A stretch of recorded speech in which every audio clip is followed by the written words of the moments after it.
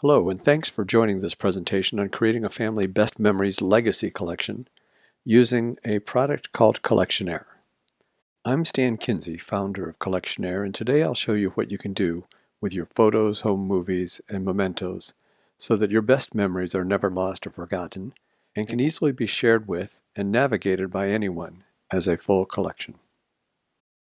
As an important introduction, Collectionaire is an online web app, not greatly unlike using Ancestry.com or Family Search, except that it's focused far more on your immediate family than tracing your genealogy.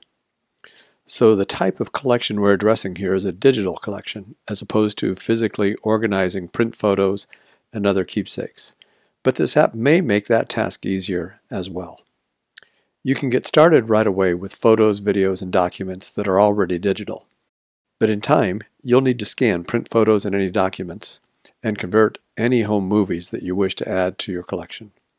Other presentations in this series will help you do that, and we have several blogs and a help and support section discussing this on our Collectionaire website. Once your media is digital, you can enjoy and share your memories, and this is where we come in. 20 or more years ago, people did this via 8mm film and videotapes for home movies, and physical prints, photo albums, framed photos, and slides for the photographs. Then with the advent of digital photos, they could create printed photo books, digital slideshows, e-picture frames, and other ways of enjoying their photo memories. And people started putting their home movies on DVD. Then came perhaps the greatest change since the advent of digital photography, and that is cloud photo sites like iCloud Photos, Google Photos, Flickr, and SmugMug, and video-centric cloud sites like YouTube and Vimeo, and all-purpose sites like Dropbox, OneDrive, Google Drive, and Amazon Drive. Together, these have brought us a new way to store, organize, view, and share our media. And while we still love photo albums, photo books, and framed photos, with cloud storage, we can now view and share our photos and videos anywhere in the world on any connected platform, just like Netflix. So this was the focus of our vision and product, to use the power of the cloud to create a family collection app better than anything possible before. And our solution is a simple, first-of-its-kind product that was not even possible just a few years ago. But first, stepping back for a moment as a bit of background, our family photo situation years ago was likely just like many of yours. This was a simpler time when our photo collection was somewhat under control, as our keepsake photos were in photo albums, and our home movies were mostly on VHS and digital tapes. Then came digital photos, and about 20 years ago we started adding more photos, lots of them. So now we had two collections, the physical prints and movies, and these new digital files. What put us over the top is when digital photography came to the mobile phone. With these additions, we now worried that our most cherished family photos, stories, videos, and mementos would be lost or forgotten in the thousands and thousands of photos and videos we now owned. I had been an entrepreneur and retired a few years ago, and was looking forward to organizing our photos and home movies, as our kids were now grown, living all over the country, and had no idea that so many of our great memories had been recorded in photos and videos. So I wanted to create some type of best of us collection in a cloud site that I could share with them and they could easily navigate. I had some specific ideas of what I wanted to share. The most important media I wanted them to have were all of our best family times together, our vacations, holidays, day-to-day home movies, etc. But they also each had their own passions when younger. One daughter played piano, another daughter did Scottish Highland dance, and our son played tons of sports. I wanted them to have the best of the photos and videos we had of these and other events and mementos. We also had just recently lost my wife's mother, and she was an amazing woman. I wanted a way to create a kind of rich profile of her life so that the grandkids we didn't even have yet would know more about her. And we had photos, journals, letters, and mementos of other lost relatives, and I wanted a way to associate these with those people and tell their story. One such person was my wife's grandfather, who, when at Cal Berkeley in the mid-20s, was the fastest sprinter in the U.S., and he later served as a doctor in World War II on a ship that was blown up. His box with all his stories and photos was in the attic, and we're lucky we hadn't lost it. Finally, some of my relatives had written histories of some of the family lines, and I wanted to, again, find a way that kids and others could easily find these and that they'd never be lost. So as I looked at what we had, it was no longer just my small family, and it was growing. So I made sure my photos and videos were digital and organized by date and in folders. Then I uploaded to try out several cloud photo sites. I started with photos and documents only and uploaded a lot of what we had to each site. Most of the cloud sites are designed to be used with search via keywords, facial recognition, geotagging, etc. And this helped as I went about curating our photos. All of the sites allowed me to select photos to create what they called an album or a gallery. Here, we're creating an album of a family trip to Yellowstone Park. This album was then listed in the Albums section of Google Photos and the other cloud sites. I created dozens of these albums. Here's that same album, but created in the cloud site Forever. So while my photos were now getting set, I shifted to other media. Most photo sites did not allow everything that I had, such as long-form home movies, PDFs, audio files, and other file types. Some that did allow video required them to be no longer than 20 minutes, or at a lower resolution, and some charged extra every month to stream the movies. Meanwhile, I found that some video-focused cloud sites offered special features, like allowing us to start a home movie at a specific point which made them preferred over the others. So in theory, we'd now gone as far as we could with these photo and video sites, and here was our collection. But it still didn't achieve my goals, especially the goal of allowing someone else to easily view it and find our memories. Albums in Google and MemoryWeb could be sorted alphabetically, but that wasn't really very elegant or clear for the viewer. In Forever and SmugMug, albums and galleries were nested, so viewers would need to keep drilling down to really know what was in there. And iCloud's shared albums were simply listed in the order you created them. In all cases, I might know what's in there and how to find it, but our kids and relatives would have no clue and thus would have to spend a lot of time and miss things that we thought were important. Then a solution started coming together and was actually very simple. We could create a collection page for every person that included an index or type of table of contents to their life and memories. And since the family's home movies, vacation, and holiday memories didn't belong to just one person but to the family, we'd also create a page for each family.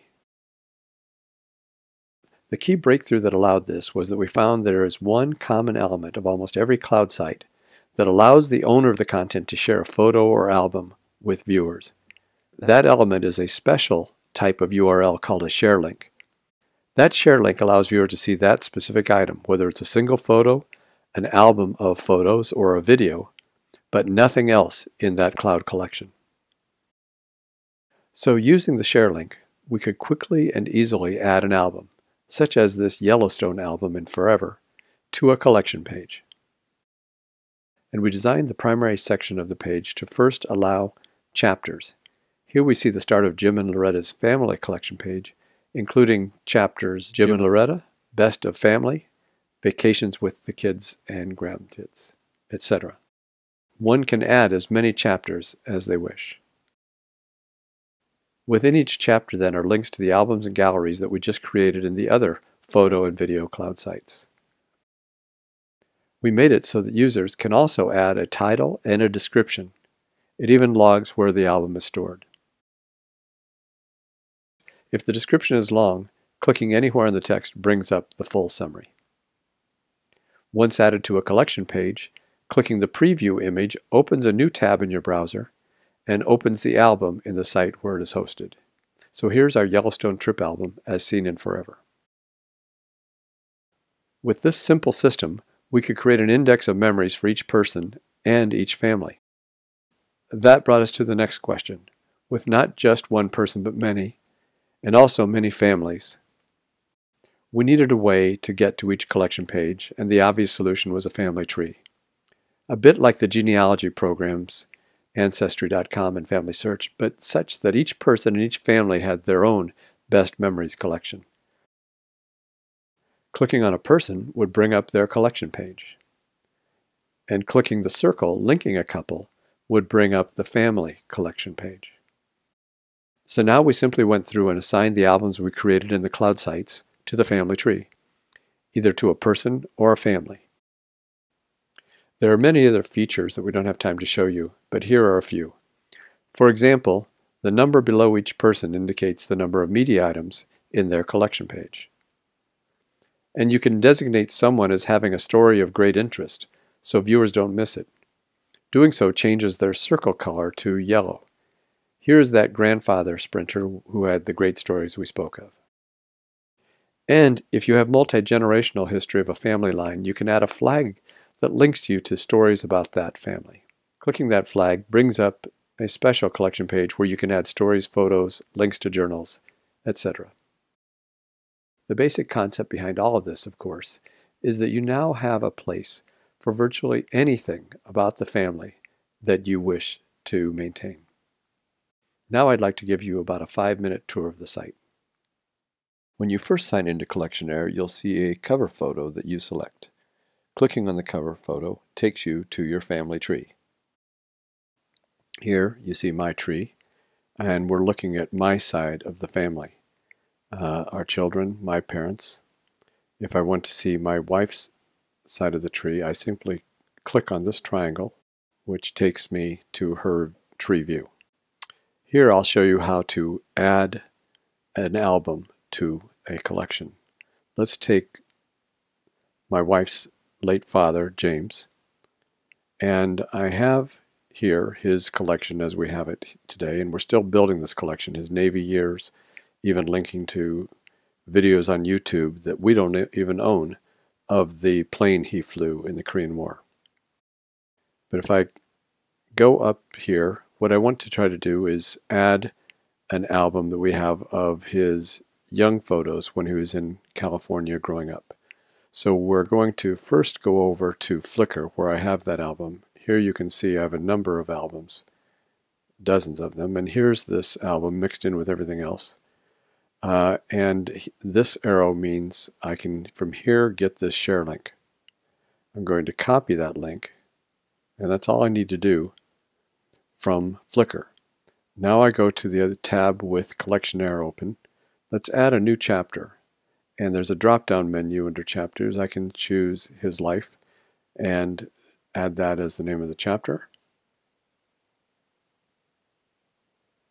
It adds it as the latest chapter, but I'm going to slide it up to the top of the page and make it the first chapter. Now we're going to add that album from Flickr. I'll just call it Young Jimmy and photos from Porterville, California in the 1930s.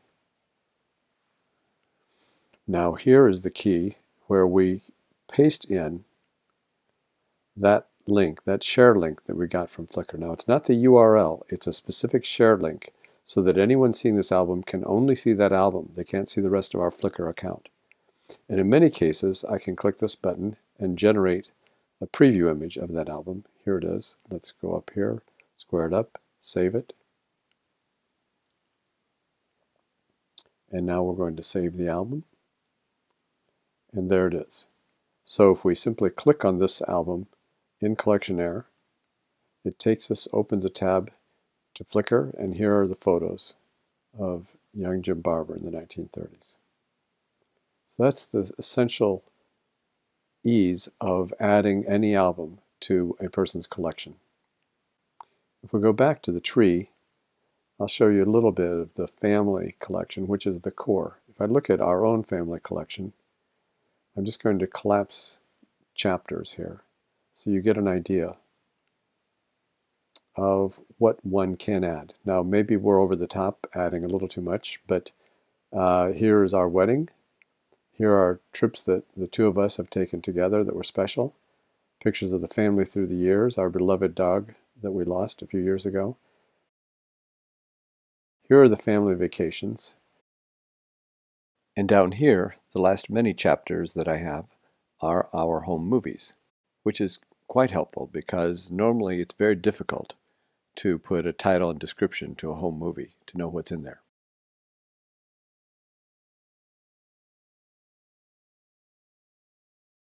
Here, for example, home movies from 1997 and 98. We could click on any of these and see photos of the family at that time. We also have entered for each film a summary of the elements of that film. And this is all searchable.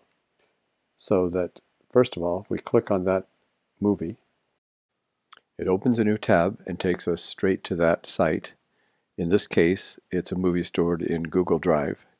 And you can see here the beginning of that home movie. So that was a children's concert back in their primary school. And if I wanted to look at videos that were taken at Evans, I could actually even go up here to the top and do a search and type in Evans, which was the name of the school that they went to, and any album that has the word Evans in its title or description will be listed. As you can see, we have a lot of them. That search can be the name of a person. It could be daughter Claire. And again, any album of photos, videos, memories, or anything where her name is listed in the title or the description will be listed here. So another great thing about search is that we can also search for the list of all people in our collection. If I click on that, you can see it's alphabetical, showing couples in red and individuals in blue. So if I get to a person, here's the Bryant family. We have that Bryant family history. As a matter of fact, the Bryant family history is listed in green. So that would be a history, a multi-generational history of the family. So as we go through this, Miguel Garcia, the great-grandfather of my wife, I can go to his tree location, and here he is. If we want to go back to our home base on the tree, we simply click the home button, and here we are. Now one other thing, let's quickly go to Loretta, whom we mentioned previously in the presentation, and her collection, to show how we can even present a scrapbook. Here we have her painting she did. She was a seamstress, her quilts, where she grew up in Monterey. If we look here, here's a scrapbook on the family that one of our kids did in middle school. And you can see that we've created it, photographing each page and turning it into a PDF. And then there are sites that we can link to which will show this scrapbook as a flip book, which is actually a beautiful way to see the presentation. Here I can even double tap to zoom in on the page. So any scrapbook can be presented on our site in this manner, which is quite fun. Well, that concludes our presentation for today. Thanks for taking time out of your day to join us, and I hope you've found it of interest. If you go to our homepage, collectionaire.com, you can check out a wide range of help topics. So grab a cup of coffee and sit for a half hour, watch the first 6 help videos there, and you'll learn more about how to create your collection. That link can be found right on the homepage when you go there. At the top of the page, you'll see a link to create your free account, and I hope you'll do that. Building out your tree as large as you like and adding up to 20 linked albums is free. After that, up to 300 linked albums is only $2.99 a month. And with this presentation, you'll see here a coupon for our Save Your Photos Month event, SYPM 2020. Enter that into a purchase of your collection. You'll get half off for the first 2 years. That coupon is good until September 30th. Okay, thank you again, and I hope you enjoy the other presentations from the photo managers, and I thank them for inviting me to present.